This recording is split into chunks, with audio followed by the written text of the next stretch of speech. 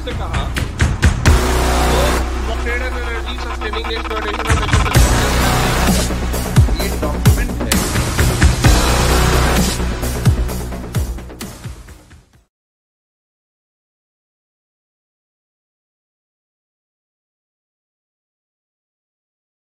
All right.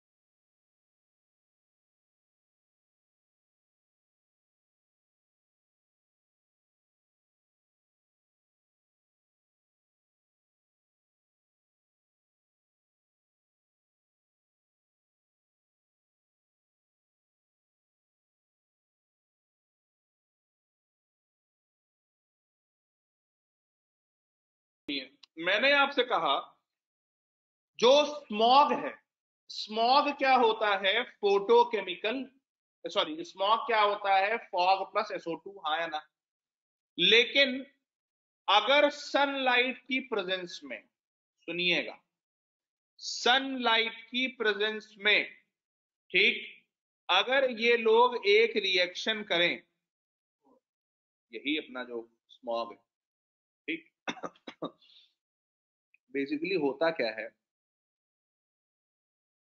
कि जब sunlight की प्रेजेंस में स्मॉग जो है वो सनलाइट की प्रेजेंस मतलब अल्ट्रावायलेट रेज की प्रेजेंस, सनलाइट की प्रेजेंस मतलब अल्ट्रावायलेट रेज की प्रेजेंस। तो जब ये जो स्मॉग है ये अल्ट्रावायलेट रेज की प्रेजेंस में क्या बनाता है? ये अल्ट्रावायलेट रेज की प्रेजेंस में बनाता है नाइट्रोजन डाइऑक्साइड, NO2 डाई, ठीक, नाइट्रोजन डाइऑक्साइड NO2 बनाता है, ठीक।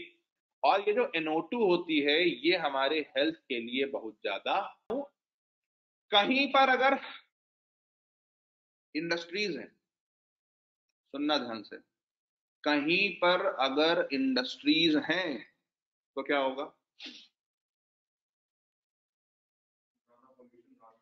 ज्यादा पोल्यूशन, ज्यादा सीडिंग साइट, और ज्यादा सीडिंग साइट का मतलब ज्यादा कोहरा, हाँ या ना?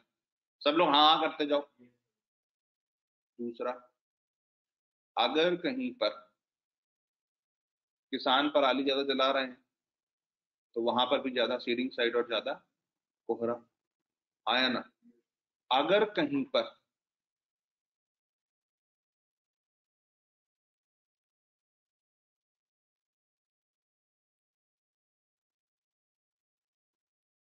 कंस्ट्रक्शन वेस्ट बहुत निकल रहा है, PM2.5 PM10 बहुत निकल रहा है, ज्यादा सीडिंग साइट, ज्यादा कोहरा, आया ना? यानी कि कोहरा इज कॉल्ड ग्राउंड क्लाउड, ठीक। और ग्राउंड क्लाउड कब बनेगा? जब उसके पास में बनने के लिए बहुत सारी सीडिंग साइट्स होंगी, है ना। अब कोहरा बारिश नहीं करता, क्यों?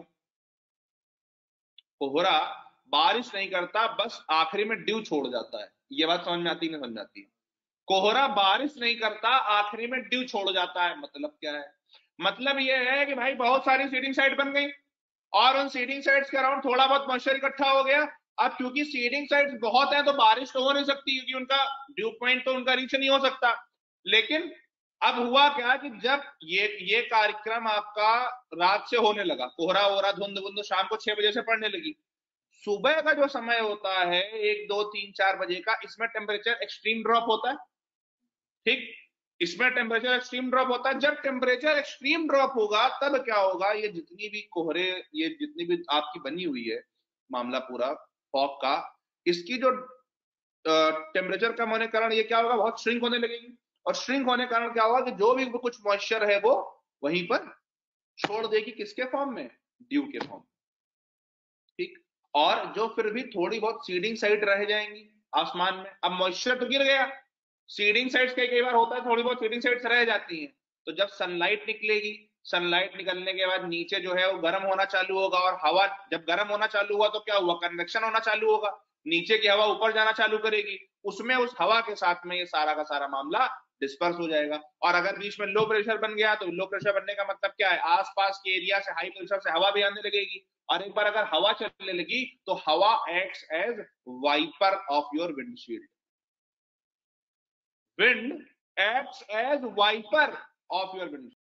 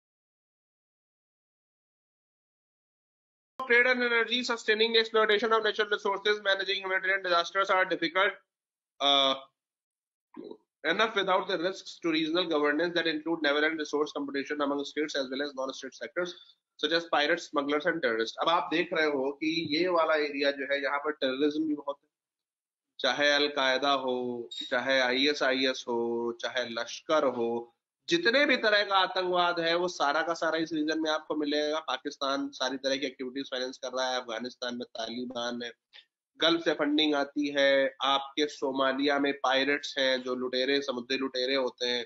तो अगर आप फिर से हम इस मैप में आए तो ये कोस्ट है जहां, ये एरिया है जहां पर लुटेरे होते हैं, सोमालिया से लेकर के जिबूती तक ये वाला एरिया, समुद्री लुटेरे, पायरेट्स। वहां पे कैरिबियन के पायरेट्स थे, यहाँ पे आप एडन के पायरेट्स बोल दो, ठीक है। फिर ये यमन और ओमान, अब यमन में अभी सिविल वॉर चल रहा है, यमन में ऑलरेडी युद्ध चल रहा है, ठीक है। ओमान मतलब बहुत ज्यादा उसमें एक्टिव नहीं रहता है, लेकिन पाकिस्तान, ठीक है। फिर आप इधर आ जाओ इंडिया में, पाकिस्तान पूरा टेररिज्म फैलाने की कोशिश करता है, बांग्लादेश से टेररिज्म अब फैल रहा है पाकिस्तान के द्वारा बैक, म्यांमार में रोहिंग्याज हैं जो वहां पर दिक्कतें क्रिएट कर रहे हैं, जिनके अगेंस्ट वहां की गवर्नमेंट लड़ रही है। तो हो क्या रहा था, 2005 से 2010 तक वहां पर जो इंसिडेंसेस थे पायरेसी के वो बढ़ रहे थे, और उसके लिए इंडिया ने क्या किया, इंडिया ने वहां पर एंटी पायरेसी स्क्वाड फोर्स बना दिया, दिख रहा है, ठीक। लेकिन एक दिक्कत हुई, चाइना ने पायरेसी का एक्सक्यूज लेकर के पहले ही घुस गया था वो, और जब चाइना ने पायरेसी का एक्सक्यूज दे करके इस रीजन में अपनी प्रेजेंस बढ़ा दी, तो हमें लगा हमें भी भाई अगर हम पीछे हटेंगे, मतलब हम चाइना को ही पूरी यहाँ पर डोमिनेट करने देंगे तो गड़बड़ हो जाएगा। अब आप एक चीज समझो, यहाँ ये जो कंट्रीज हैं, सोमालिया है, केन्या है, तंजानिया है, जिम्बाब्वे है, बोत्सवाना है, ये कंट्रीज अगर यहाँ पर सिर्फ चाइना ये बोले कि हम एंटी पायरेसी के लिए कैंपेन चलाएंगे, तो ये कंट्रीज चाइना पे डिपेंडेंट हो जाएंगे पायरेसी से लड़ने के लिए, पायरेट से लड़ने के लिए, लुटेरों से लड़ने के लिए। तो हमने कहा नहीं, हम चाइना को यहाँ सोल पावर बनने नहीं दे सकते। तो हमने भी कहा कि नहीं, हम भी आएंगे और हम क्या करेंगे, हम आपके लिए एक मतलब हम भी आपके लिए एंटी पायरेसी पेट्रोल चलाएंगे। हमने कहा हमारे नेवल वेसल्स, जो हमारे नेवी के शिप्स हैं, वो वहां पर गश्त करेंगे, पेट्रोलिंग करेंगे, और वो पायरेट से आपको बचाने में मदद करेंगे। फिर 2008 से यहाँ पर चाइनीज नेवी की परमानेंट प्रेजेंस है, ठीक है ना। और वो बोलते क्या है कि भैया हम अपने ट्रेड को प्रोटेक्ट करने के लिए यहाँ पर हमने अपनी आर्मी छोड़ी है। चाइना हमेशा यही करता है, चाइना का एम वो हमेशा ही बताएगा कि भैया हमने अपने ट्रेड को प्रोटेक्ट करने के लिए यहाँ पर अपनी नेवी छोड़ रखी है, बट एक्चुअली वो करता क्या है, वो वहां पर जो दूसरे कंट्रीज के वॉरशिप, दूसरे कंट्रीज का ट्रेड हो रहा होता है, उसको रोकने की कोशिश करता है, उस पर ऑब्स्टिकल डालने की कोशिश करता है, उसको कमजोर करने की कोशिश करता है, और वहां के आसपास के कंट्रीज में अपने नेवल बेसिस यानी कि नेवी के बेसिस बनाने लगता है, जिससे कि उन देशों से वो नजर रख सके कौन कंट्री यहाँ से क्या कर रहा है। ठीक, फिर तो ये ध्यान रखिएगा। और फिर इसमें इन्होंने, मैंने आपको पढ़ाया अब ये भी कि चाइनीज नेवी जो है उसका साइज लगातार बढ़ता जा रहा है, और चाइनीज नेवी का साइज इतना बड़ा है कि हमारी नेवी 2013 में, मैंने आपको उस दिन आर्टिकल भेजा था, 2013 में हमारे यहाँ सबमरीन P-75 प्रोजेक्ट चला दिया है। अभी मतलब कुछ दिन पहले तो मैं बड़ा दंग रह गया, मैं पढ़ा रहा था, PIB पे नोटिफिकेशन आया, cabinet has approved demand, navy's demand for 6 submarines. About China's military presence in the Indian Ocean have only increased with the development of potentially dual-use port infrastructure. China कर क्या रहा है? चाइना जितने भी countries हैं Indian ocean की boundary पर, उनमें ड्यूल यूज पोर्ट इंफ्रास्ट्रक्चर बना रहा है, जिनको ट्रेड के लिए और मिलिट्री के लिए, दोनों के लिए यूज किया जा सके। ट्रेड और मिलिट्री दोनों के लिए यूज किए जा सकने वाले इंफ्रास्ट्रक्चर को वो बना रहा है। The establishment of the Chinese military support base in Djibouti. अब आप ये नाम ध्यान रखेंगे कि चाइना कहाँ कहाँ पर है, ठीक है। पहला जिबूती, दूसरा ग्वादर पाकिस्तान, तीसरा Bagamoyo Tanzania, Mombasa Kenya, Kyaukpyu Myanmar, Hambantota Sri Lanka, और फ्याधू फिनोलू और इन मालदीव्स। इतने कंट्रीज में चाइना ने फोर्ट्स बना करके रखे हैं। अब आप जरा एक बार सोचो, कौन कौन से कंट्री की बात कर रहा है? ये पाकिस्तान का ग्वादर है, यहां तुम्हारा मालदीव्स है, ठीक, ये तुम्हारा जिबूती रहा, ठीक, ये तुम्हारा केन्या रहा, और ये तंजानिया रहा, और ये रहा इंडिया की कोस्ट लाइन। अगर सोचो चाइना और इंडिया का वॉर हो, इधर से चाइना यहां से हमला करे, इधर से चाइना की नेवी यहां से हमला करे, हम जाएंगे कहाँ? कितना जरूरी है हमारे लिए इन चीजों पर इन्वेस्ट करना। The rise in traditional security competition, especially when combined with a litany of non-traditional security threats. ये क्या है? Non-traditional security threats क्या होता है? What are non-traditional security? Entrepreneurial activity. Figure 4A, which shows the coefficient plot for estimation of impact of entrepreneurial activity by sector, highlights that the impact of new firm entry is greatest in manufacturing and service sector. Please underline. Impact of new firm entry is greatest in the manufacturing and service sector. ये one liners आपके prelims में बहुत काम आने वाले हैं।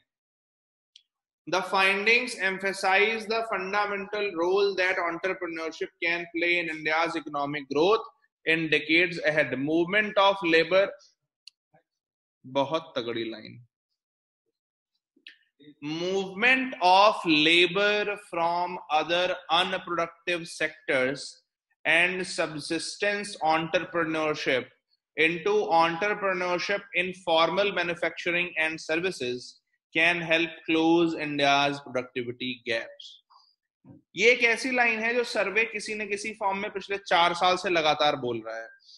इस line का सिंपली मतलब है कि moving up the value chain, jeans to jutes to jeans to jets, ठीक है, टू जावा, ठीक है, if you want to go that path. कहने का मतलब यह है कि हमें अपने लेबर सेक्टर को, हमें अपने लेबर को कम प्रोडक्टिव सेक्टर से ज्यादा प्रोडक्टिव सेक्टर में लगाना है। सबसिस्टेंस से हमें फॉर्मल एंटरप्रेन्योरशिप में जाना है। अगर कहीं पर ऐसा कुछ होता है कि आप जो है, अगर आप अपना पेट पालने के लिए खेती कर रहे हैं, या अगर आप अपना पेट पालने के लिए कहीं पकौड़ी बना रहे हैं, चाय बना रहे हैं, तो don't become an entrepreneur for subsistence, ठीक है, become an entrepreneur for greater productivity, ठीक है, which will contribute in India's GDP, ठीक है। और दूसरी चीज कि एक तो ये भी है कि आपको जो है वो जो लो प्रोडक्टिव सेक्टर है, जैसे कि मान लीजिए अगर कोई एग्रीकल्चर में लगा हुआ है जहां पे 4 लोगों का काम, सबसिस्टेंस मतलब अपना पेट पालने के लिए, एग्रीकल्चर में मान लीजिए कोई लगा हुआ है कि एक काम जो है अगर 4 लोग करेंगे तब भी उतनी प्रोडक्टिविटी आएगी, अगर उसको 8 लोग उसमें लगे हुए हैं तब भी उतनी प्रोडक्टिविटी आ रही है। तो वो जो 4 लोग हैं उनको किसी अच्छे और प्रोडक्टिव सेक्टर में लगाइए। कहने का मतलब है कि जो ऐसे लेस प्रोडक्टिव सेक्टर हैं, जैसे कि कुछ भी हो सकता है, मतलब एग्रीकल्चर का जो आपका एक ये डिस्गाइज इन एम्प्लॉयमेंट का मॉडल होता है, ठीक है, उससे लोगों को हटा करके सही चीजों में लगाना, एक तरीके से टेक्सटाइल से सॉफ्टवेयर की तरफ जाना। हालांकि टेक्सटाइल से सॉफ्टवेयर की तरफ जाना सही नहीं मैं बोलूंगा, क्योंकि फिर उसमें वो बात आ जाएगी कि आप लेबर इंटेंसिव से कैपिटल इंटेंसिव की तरफ जा रहे हैं। बट एक तरीके से आपको अपनी वैल्यू चेन को चाइना की तरह बढ़ाना होगा, जहां पर चाइना ने क्या किया था कि पहले सर्किट को बनाते थे, फिर असेंबल करते थे, और फिर आज वो सैटेलाइट भी बना रहे हैं। तो moving up the value chain, जिससे कि आपकी प्रोडक्टिविटी बढ़ सके। अभी है क्या कि हमारे यहाँ इतनी बड़ी लेबर फोर्स है, इतनी बड़ी वर्कफोर्स है, बट उस वर्कफोर्स के हिसाब से हम उतने एफिशिएंट नहीं है, हमारी जीडीपी का जो साइज है वो उतना बड़ा नहीं है, क्योंकि हम कहीं ना कहीं अनप्रोडक्टिव सेक्टर में लगे हुए हैं। हमारा टोटल वर्कफोर्स का 50% जो है वो किसी एग्रीकल्चर में लगा हुआ है। इस बात को ध्यान रखिए। समस्या ये है कि हम 57% इलेक्ट्रिसिटी कोल से बना रहे हैं, तो हम इसको एक दिन में खत्म भी नहीं कर सकते। हम एक दिन के अंदर आप ये कह दें साहब कि आज आप 57% इलेक्ट्रिसिटी कोल से बना रहे थे, कल 0 कर दीजिए, संभव है हमारे लिए? तो पहला सवाल तो ये कि व्हाट इज द वे। ये तो हमारी रियलिटी है, आपने आज देखी कि 57% इलेक्ट्रिसिटी हम कोल से बना रहे हैं, ठीक, 9% हम गैस से बना रहे हैं, नेचुरल गैस से, 8% हम डीजल से बना रहे हैं, 12% बायोमास एंड अदर रिन्यूएबल्स, 2% सिर्फ न्यूक्लियर से, और 19% हाइड्रो। हाइड्रो समझते हैं ना, वो जो डैम से जो बनती है, ठीक है। अब अगर हम हाइड्रो से ज्यादा बनाने लगे तो अभी उत्तराखंड में जो हुआ वो दोबारा हो जाएगा। उत्तराखंड में आपने देखा ना कि दुर्घटना हुई टिहरी वाली, वहां पे पूरा डैम टूट गया। अगर हम न्यूक्लियर से ज्यादा बनाने लगे तो हमारे, अच्छा, न्यूक्लियर से एनर्जी बनाने के लिए चाहिए होता है यूरेनियम। यूरेनियम हमारे पास है नहीं। आज हम यूरेनियम कहां से ले रहे हैं? कनाडा से ले रहे हैं, ऑस्ट्रेलिया से ले रहे हैं, नामीबिया से ले रहे हैं, ठीक है ना। इन कंट्रीज से आज हम यूरेनियम ले रहे हैं, और कजाकिस्तान से ले रहे हैं, जो हमारा सेंट्रल एशिया में कंट्री है, कजाकिस्तान।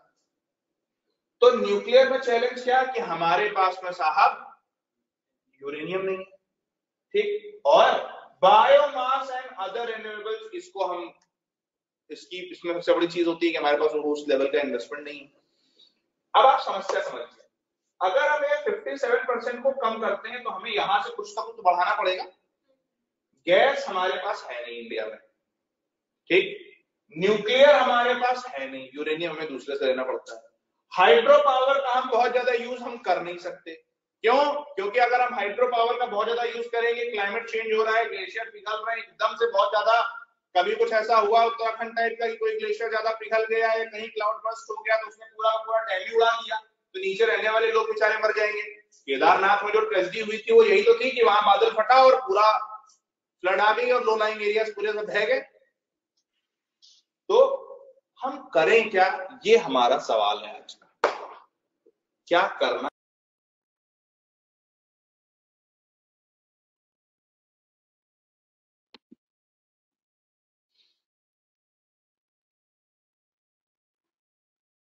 देखिए आप मतलब स्टेटेड ऑब्जेक्टिव समझ रहे हैं, पहला बिल्कुल एकदम फ्रंट पे इन्होंने लिख रखा है, ठीक है, more earnings without extra expenditure on diesel, यानी कि हम अपना कार्बन फुटप्रिंट कम करने की बात कर रहे हैं।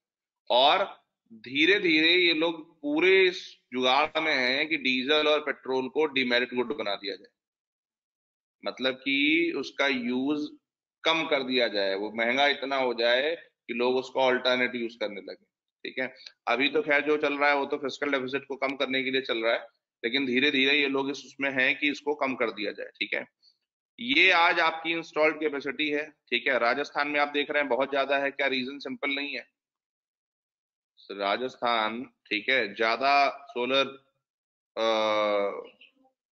ठीक है, और इसी तरह से कर्नाटक में सबसे ज्यादा है, ठीक है, क्योंकि ट्रॉपिक्स के पास है, यहाँ पर आपका सॉरी यहाँ पर आपकी इक्वेटर निकल के जाती है, ठीक है, 0 डिग्री पर, ये 8 डिग्री है। तो अगर आप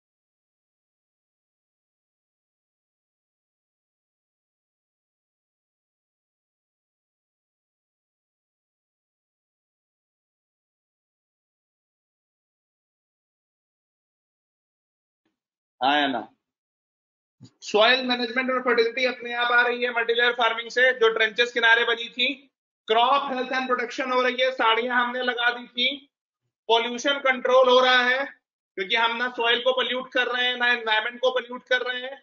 एनिमल हस्बेंड्री के लिए फॉडर क्रॉप्स भी हम लगा सकते हैं। एनर्जी एफिशिएंसी पूरी की पूरी है, क्योंकि स्प्रिंकलर से हम इरिगेट कर रहे हैं। वाटर मैनेजमेंट भी पूरा है। लैंडस्केप एंड नेचर कंजर्वेशन से बड़ी कोई चीज ही नहीं है, उसमें पूरा मॉडल ही उसी पर आधारित था। और community engagement, organisation and planning will be needed to implement. तो मैंने कल आपको 2017 के मेंस का इंटीग्रेटेड फार्मिंग सिस्टम वाला सवाल बिना नाम लिए करा दिया। कभी भी सवाल आए सस्टेनेबल वे ऑफ फार्मिंग पर, जो कल बताया है वही है सब कुछ। वो 2.5-3 घंटे क्लास इसने रिवाइज कर ली।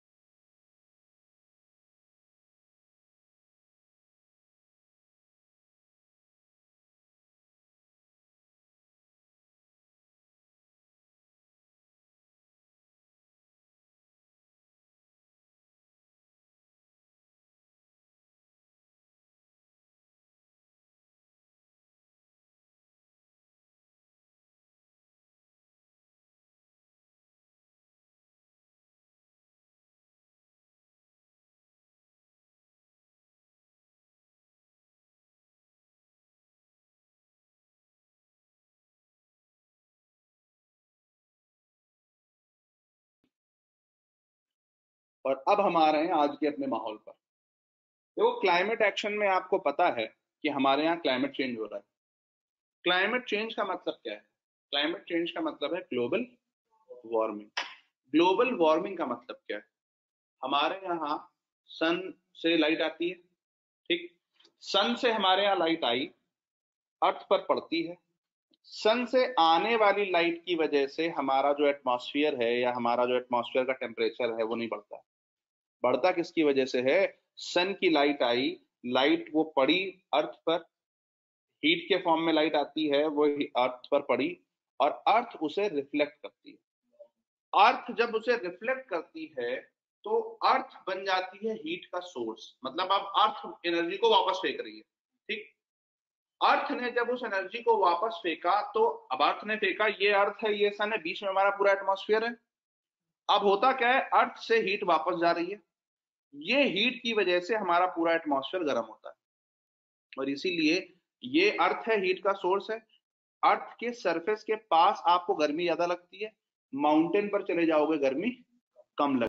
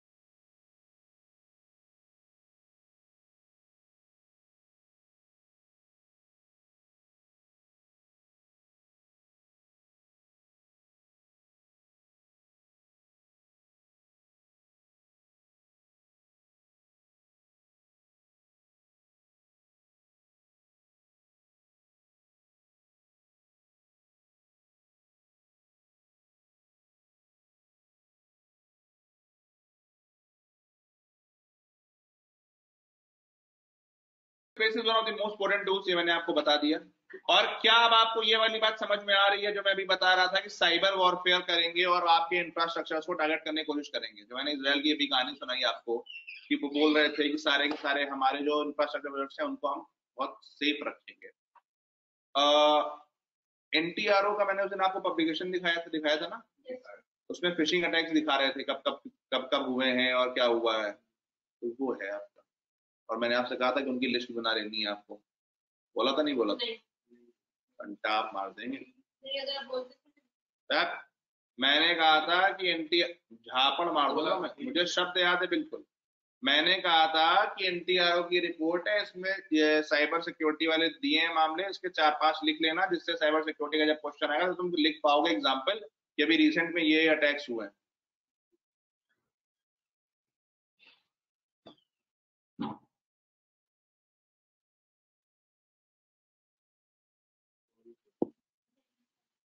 ये साइड तो आपने बोला था, फोन की जाना, ये न्यूज लेटर याद नहीं आ रहा आपको? ये और इसमें मैंने आपको बताया था कि कहाँ कहाँ पर क्या क्या हमले हो रहे हैं। तमिलनाडु गवर्नमेंट के उस पर रैंसमवेयर अटैक हुआ था। सर बताओ ना, आपने लिखने नहीं बोला। हम कंटाप मार देंगे। हमने कहा था कि इसके 4-5 एग्जाम्पल लिख लेना जिससे कि साइबर वॉरफेयर वाले में काम आ जाएंगे। कहाँ तक? ये पढ़ो पहले। अच्छा चलो, कहा था तो है, ये डॉक्यूमेंट है एस्पिरेशनल डिस्ट्रिक्ट प्रोग्राम। यूपीएससी ने जिस साल आया है एस्पिरेशनल डिस्ट्रिक्ट प्रोग्राम, उस साल सवाल पूछा इस पर। लेकिन ये एक ऐसी चीज है जो छुपी हुई चीज है। जो बिना कहे, जो बिना सुने हर जगह पर प्रिविलेंट है। जीएस पेपर 1 विमेन इश्यूज ज्यादा कहां पर होते हैं? बैकवर्ड डिस्ट्रिक्ट में। पॉपुलेशन रिलेटेड इश्यूज, पॉवर्टी, माल न्यूट्रिशन कहां पर होते हैं? बैकवर्ड डिस्ट्रिक्ट में। लेफ्ट विंग एक्सट्रीमिज्म वाले सारे डिस्ट्रिक्ट एक्सप्रेशन डिस्ट्रिक्ट के अंदर में कवर्ड है। एजुकेशन हेल्थ के वर्स्ट इंडिकेटर कहां है? बैकवर्ड डिस्ट्रिक्ट में। इकोनॉमिक अटेनमेंट कहां कम है? बैकवर्ड डिस्ट्रिक्ट में। एग्रीकल्चर कहां पर डिस्ट्रेस में है? बैकवर्ड डिस्ट्रिक्ट में। जो डबल प्रॉब्लम पड़ी थी हमने दलवाई कमेटी में कि एग्रीकल्चर इनकम भी कम है और क्लाइमेट से भी खतरनाक उनको चल बढ़ रहा है। कहने का मतलब क्या है, ये जो चीजें हैं